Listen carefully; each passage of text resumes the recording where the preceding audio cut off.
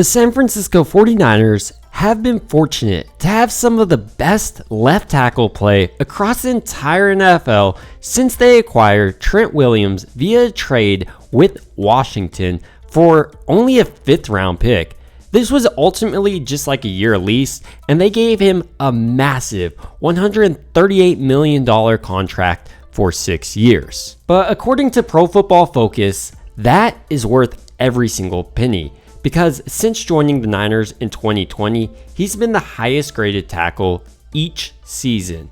And Williams has earned a grade of at least 91.9 in each of his 3 seasons, with his best mark coming in 2021 with a 97.8 mark that season. But before we jump into the left tackle position, and specifically Trent Williams for the San Francisco 49ers offensive line, I want to mention this is part of a bigger series, and I've already released part 1 that really goes over the 49ers offensive line philosophy, the type of players they're looking for. So if you're interested in that, I'll go ahead and link it at the end of this video. Also coming out today is a breakdown of Spencer Burford, so look out for that. So with that out of the way, to say Trent Williams is an athletic freak is an understatement.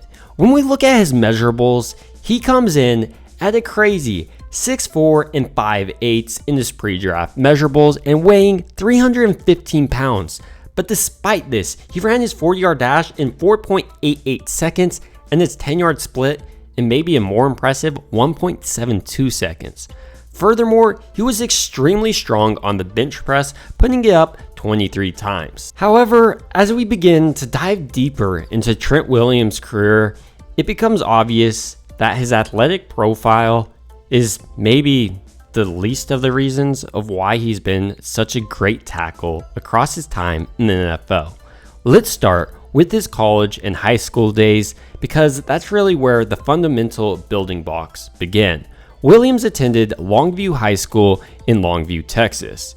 He was a unanimous first-team All-District selection as a senior and entered the 2005 UIL playoffs on a 10-0 record. Ultimately, Trent Williams was fantastic and considered a 3-star recruit by Rivals.com and 24/7 Sports. Williams was also listed as the number 28 offensive guard prospect across the entire nation. Trent Williams, coming out of high school, had plenty of offers, including from Oklahoma, Louisiana State, Oklahoma State, and Texas A&M. Ultimately, Williams chose the offer from Oklahoma over those other teams, and played for the Oklahoma Sooners from 2006 all the way to 2009. Williams made an immediate impact as a freshman. During this year, he was named to the Sporting News Freshman All-American Second Team. During his time at Oklahoma, he transferred from the guard position to the right tackle position. And in his sophomore year, Williams saw action in 14 games, and as a junior in 2008, he started all 14 games, the first at left tackle and the remaining 13 at right tackle. This season had to be Trent Williams' most dominant season, registering 131 knockdowns. Trent Williams went on to finish up his college career with an impressive senior year, being named first team All Big 12 selections, a repeat from 2008, and he was named for the first time a consensus All-American. So with Trent Williams' football career finished up in college, it was time for scouts to peel back the layers and look at his strengths as well as his weaknesses. His strengths definitely was his athletic ability, really his build in general. He has long arms, his solid height and bulk. He's quick, nice lateral movement, consistent footwork. He's a first-round tackle. He's exactly what you expect to have. But they did see some weaknesses, such as questioning his demeanor and actually his aggressiveness in the run game. But despite this, Washington decided to draft Trent Williams in the 2010 NFL Draft with the 4th pick overall. Trent Williams was fantastic too ever since he had the opportunity to join an NFL team.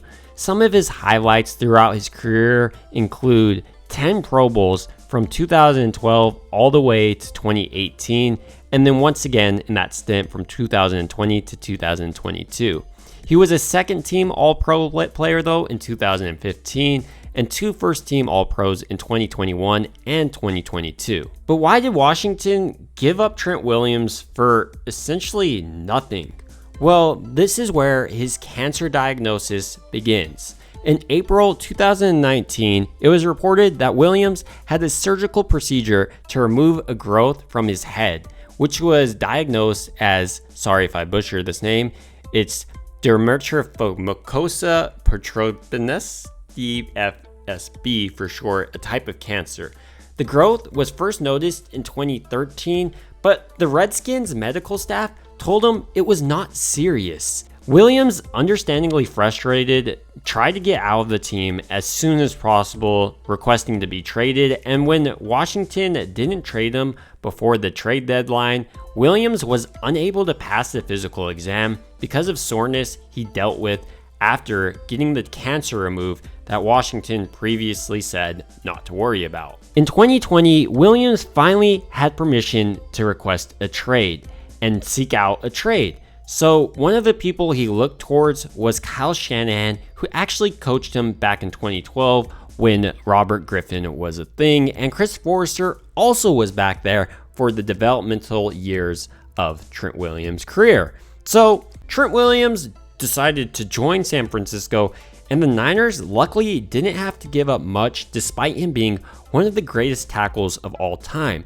They only exchanged a 5th round pick in the 2020 NFL draft and a 3rd round pick in the 2021 NFL draft. Ultimately, a huge steal. And the rest has been the history since he joined San Francisco. He got that massive contract of $138 million I spoke about, but he's been fantastic with the Niners. He is getting older though, and that leads to some questions. Will Trent Williams actually be able to be effective on the Niners offense this year? The first thing that we need to do in examining if Trent Williams will be effective this upcoming year is examine what the Niners actually need out of their tackles. They need tackles who have the ability to pull, so athletic freaks kinda, and also have a brain capacity to understand a complex Kyle Shanahan offense. I think Trent Williams checks off both of these nicely. But now let's get into his age and where I think Trent Williams' true strength lies. I know many people point out his athletic ability or really his technique.